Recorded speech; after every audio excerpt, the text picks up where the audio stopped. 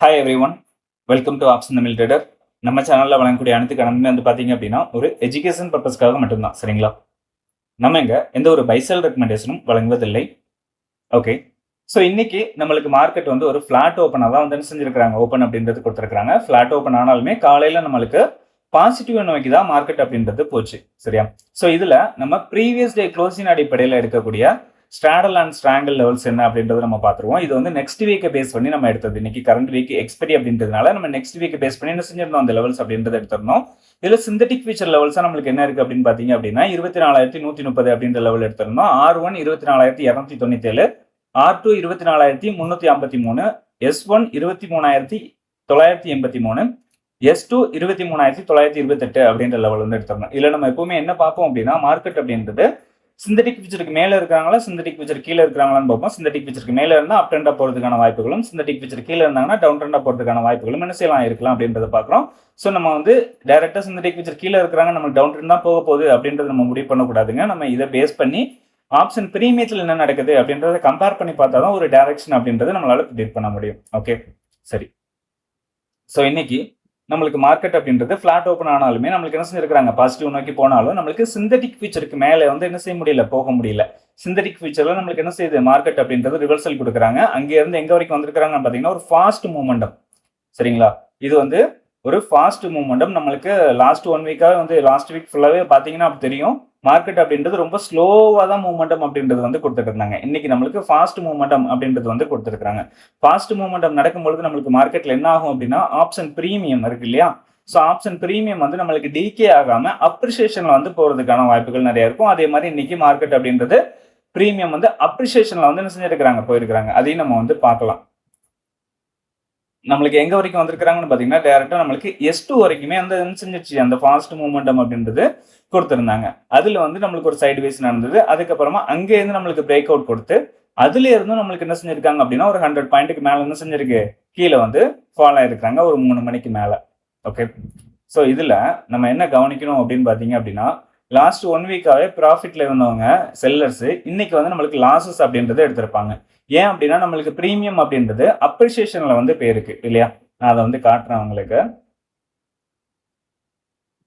இருக்கட்டும், இந்த time value indicator நான் கொடுத்துருப்பேன், எல்லாருக்கும் தெரியும்னு நினைக்கிறேன். இதுல பாத்தீங்க அப்படின்னா நம்மளுக்கு ப்ரீவியஸ் டேல இருக்கக்கூடியது 160 அப்படின்ற டைம் வேல்யூ இருக்கு. அடுத்து நம்மளுக்கு மார்க்கெட் ஓபன் ஆனதுக்கு அப்புறம் பாத்தீங்கன்னா 142 அப்படின்ற ஒரு வேல்யூ இருக்கு. சரியா? காலையில நம்மளுக்கு என்ன செஞ்சிருக்காங்க, நார்மலா தான் ஓபன் கொடுத்துருக்காங்க. நார்மலா நம்மளுக்கு டிகேவும் நம்மளுக்கு என்ன செஞ்சிருக்கு, நடந்திருக்கு. ஸோ இதுல கரெக்டா ஒரு 11:45 பாத்தீங்கன்னா 144 அப்படின்றது வருது. அடுத்து பாத்தீங்கன்னா 12 மணிக்கு நம்மளுக்கு 159க்கு போயிடுச்சு. சரியா? கிட்டத்தட்ட ஒரு 15 பாயிண்ட்டுக்கு மேல என்ன செஞ்சிருக்கிறாங்க, நம்மளுக்கு பிரீமியம் அப்படின்றது அப்ரிசியேஷன்ல போயிருக்கு. ஸோ அதே மாதிரி அடுத்தடுத்து பார்க்கும் பொழுது உங்களுக்கு 163, 169, 166 அந்த ரேஞ்சுக்கு என்ன செஞ்சுட்டாங்க, கொண்டு வந்துட்டாங்க. அதாவது நம்மளுக்கு மார்க்கெட்ல என்ன நடக்கணுங்க, டிகே அப்படின்றது நடக்கணும். பட் ஆனா இங்க அப்ரிசியேஷன்ல போனதுனாலதான் நம்மளுக்கு என்ன ஆகுது, செல்லர்ஸ் ஃபுல் அண்ட் ஃபுல் லாஸ்ல இருக்கிறாங்க. சரியா? மார்க்கெட்ல டிகே நடந்தாதான் அவங்களுக்கு சாதகமா இருக்கும். அதே இது அப்ரிசியேஷன்ல போச்சு அப்படின்னா அவங்களுக்கு பாதகம் தான். நம்மளுக்கு இதுல பையர்ஸுக்கு தான் என்ன அப்படின்னா சாதகமா இருக்கும். ஏன்னா மார்க்கெட்ல ஒரு ஃபாஸ்ட் மூவ்மெண்ட் நடந்தா மட்டும்தான் பையர்ஸால ப்ராஃபிட் அப்படின்றது பண்றதுக்கான வாய்ப்புகள் அதிகம். சரிங்களா? ஃபாஸ்ட் மூவ்மெண்டம் இல்ல அப்படின்னா செல்லர்ஸுக்கு தான் என்ன செய்யும், அது சாதகமா போய் முடியும். இன்னைக்கு பையர்ஸ் டேவா இருந்திருக்கு மார்க்கெட். ஓகேங்களா? இதுல இது மார்க்கெட் ஓபன் ஆனதுக்கு அப்புறமா நம்மளுக்கு கிடைச்ச ஏடிஎம் ஸ்ட்ரைக், அதை தான் நம்ம இங்க கொடுத்துருக்கோம். 920 ஸ்ட்ராடல் பேஸ் பண்ணி நம்ம போட்டிருக்கோம். இது ஸ்ட்ராடல் ஸ்ட்ராங்கிள்ல பார்த்தாலும் நம்மளுக்கு என்ன செய்யுதுங்க, லாசஸ்ல தான் என்ன செய்யறாங்க, இருக்கிறாங்க. அதே மாதிரி ப்ரீவியஸ் டே க்ளோசிங் அடிப்படையில் பார்ப்போம்.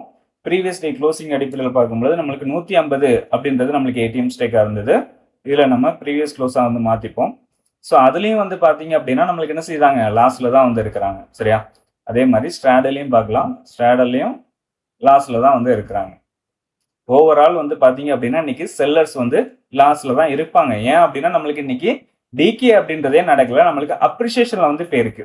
இது பாத்தீங்க அப்படின்னா கிட்டத்தட்ட நம்மளுக்கு ப்ரீவியஸ் டேல இருந்து இன்னைக்கு மார்க்கெட் அப்படின்றது டிகே ஆகாம என்ன செஞ்சிருக்காங்க, அப்ரிசியேஷன்ல போயிருக்காங்க. அது கிட்டத்தட்ட நம்மளுக்கு 30 பாயிண்ட்டுக்கு மேல டிகே அப்படின்றது நடக்கணும். பட் ஆனால் அது நடக்கவே இல்லை. சரியா, நடக்காம நம்மளுக்கு ப்ரீவியஸ் டேல என்ன இது இருந்ததோ அதே மாதிரி தான் இன்னைக்கு வந்து இருந்திருக்காங்க. இது ப்ரீமியம் அப்படின்றது இருக்குது. ஓகேங்களா, ப்ரீமியம் அப்படின்றது டிகே ஆகாம சேம் ப்ரீமியம் தான் வந்து கொடுத்துருக்குறாங்க. அப்போ ஸ்ட்ரைக் ப்ரைஸ் அப்படின்றது மாறிடும். அதனால நம்மளுக்கு என்ன ஆகும், இந்த இடத்துல லாசஸ் அப்படின்றது அவங்களுக்கு வர தொடங்கியிருக்கும். சரியா, ஏன்னா அந்த ரேஞ்சை விட்டு வெளியில வந்திருப்பாங்க இல்லையா. நம்ம அந்த ரேஞ்சையும் பார்ப்போம், இல்லை காட்டுறேன்.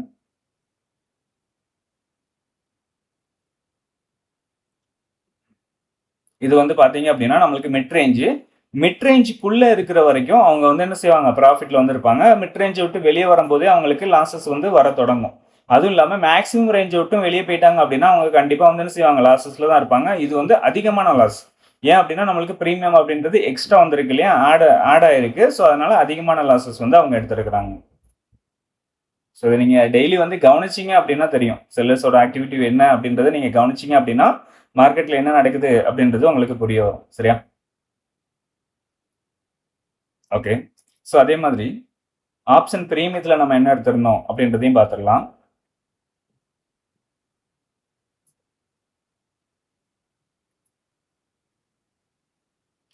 இது வந்து நெக்ஸ்ட் வீக் எக்ஸ்பெரியோட தான் நம்ம எடுத்திருக்கோம். கரண்ட் வீக் எக்ஸ்பெரி அப்படின்றதுனால நம்ம நெக்ஸ்ட் வீக் எக்ஸ்பெரி பேஸ் பண்ணி தான் செஞ்சிருக்கோம்.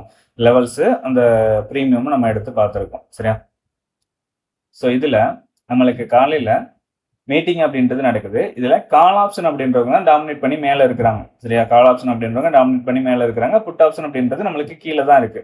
ஓகே, நம்மளுக்கு புட் ஆப்ஷன் கீழே இருக்கிறாங்க. பட் ஆனால் என்ன செய்ய முடியலைங்க, கால் ஆப்ஷனால மேலே போக முடியல. ஏன்னா அங்கே நம்மளுக்கு சிந்தட்டிக் ஃபியூச்சருக்கு மேலே வந்து என்ன செய்யல, மார்க்கெட் அப்படின்றது போகல. ஸோ அதனால இவங்க மேலே போக முடியல. இதில் வந்து பார்த்தீங்க அப்படின்னா இவங்க ஒரு 50 பாயிண்ட் ஐடிஎம்மா கூட என்ன செய்ய முடியல, ஆக முடியல. யாரு, கால் ஆப்ஷன். உங்களுக்கு 24,100 50 பாயிண்ட் ஐடிஎம் ஆகணும் அப்படின்னா 24,200 புட் ஆப்ஷனோட மீட்டிங் அப்படின்றது நடந்திருக்கணும். இப்போ ஆன் பண்றேன். ஸோ இதை பார்த்தீங்க அப்படின்னா இங்க மீட்டிங் அப்படின்றதே நடக்கல. சரிங்களா, அப்போ 50 பாயிண்ட் ஐடிஎம்மா கூட என்ன செய்ய முடியல, இந்த கால் ஆப்ஷனால ஆக முடியல. ஏடிஎம் டு 50 பாயிண்ட் ஐடிஎம்மா கூட ஆக முடியல. அங்கேருந்து நம்மளுக்கு ரிவர்சல் அப்படின்றது கொடுத்து அகைன் நம்மளுக்கு மீட்டிங் அப்படின்றது வந்து நடக்குது. சரிங்களா, அகைன் நம்மளுக்கு மீட்டிங் அப்படின்றது வந்து நடக்குது. இதுல வந்து பாத்தீங்க அப்படின்னா நம்மளுக்கு புட் ஆப்ஷன் வந்து என்ன செய்யறாங்க, டாமினேட் பண்ணி மேல வந்துடுறாங்க. புட் ஆப்ஷன் வந்து கால் ஆப்ஷனை டாமினேட் பண்ணி மேல வராங்க.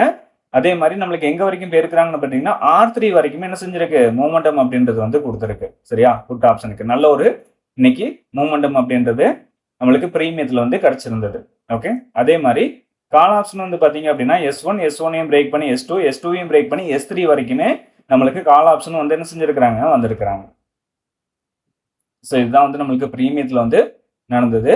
ஸோ பிரீமியத்தை நீங்க மீட்டிங் பாயிண்ட் வச்சு பார்க்கும் பொழுது இன்னும் கொஞ்சம் கிளியரான ஒரு டைரக்ஷன் அப்படின்றது உங்களால வந்து பார்க்க முடியும். ஓகே, ஸோ அது எப்படி அப்படின்றதையும் நம்ம தெளிவாக வந்து வீடியோ போட்டிருக்கோம். பார்க்கல அப்படின்னா மறக்காம பாருங்க.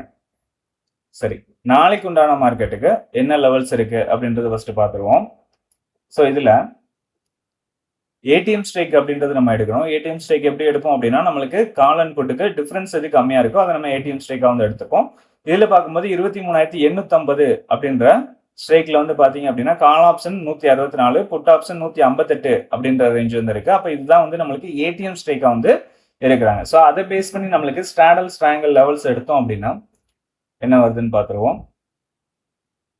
ஓகே, இப்போ நம்மளுக்கு சிந்தட்டிக் ஃபியூச்சர் லெவலில் என்ன கிடைச்சிருக்கு அப்படின்னு பார்த்தீங்கன்னா 23,855 அப்படின்ற லெவலும், R1 24,014 அப்படின்ற லெவலும், R2 24,069 அப்படின்ற லெவலும் கிடைச்சிருக்கு. S1 23,691, S2 23,631 அப்படின்ற லெவல் வந்து கிடைச்சிருக்கு. சரிங்களா, ஸோ இதில் நம்ம எப்பவுமே சொல்றது தாங்க, R1க்கு மேலேயோ இல்லைனா S1க்கு கீழே மார்க்கெட் ஓப்பன் ஆச்சு அப்படின்னா நம்ம 920 ஸ்டார்டல் பேஸ் பண்ணி லெவல்ஸ் அப்படின்றத மாற்றணும். ஓகே,